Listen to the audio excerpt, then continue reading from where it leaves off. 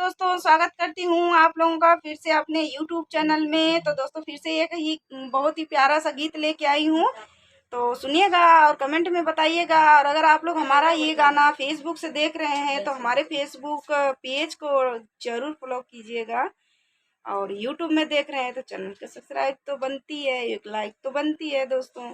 की हो ससुर मांगई गवनवा, हम ससुरवा ना जाइब, सखी हम ससुरवा ना जाइब।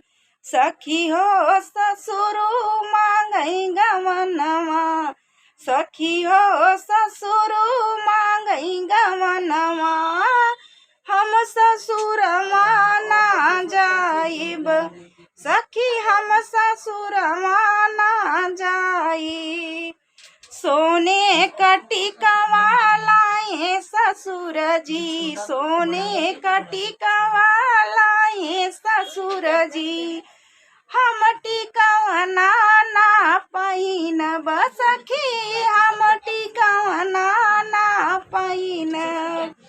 सखी हो जेठा मांगई गवनवा, सखी हो जेठा मांगई गवनवा, हम ससुरवा ना जाइब, सखी हम ससुरवा ना जाइब।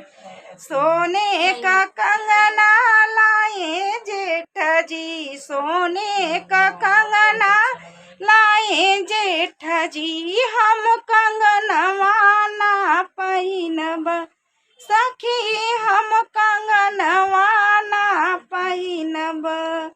सखी हो देवरू मांगई गवनवा, सखी हो देवरू मांगई गवनवा, हम गवनवा ना जाइब, सखी हम ससुरवा ना जाइब।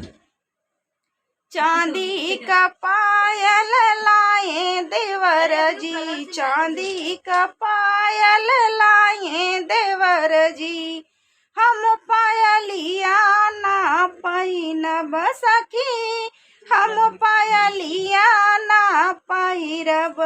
सखी हो राजा मांगई गवनवा, सखी हो राजा मांगई गवनवा, हम गवनवा चली जाइब, सखी हम गवनवा चली जाइब। तो दोस्तों गाना कैसा लगा है कमेंट में बताना आप लोग। तब तक के लिए बाय बाय।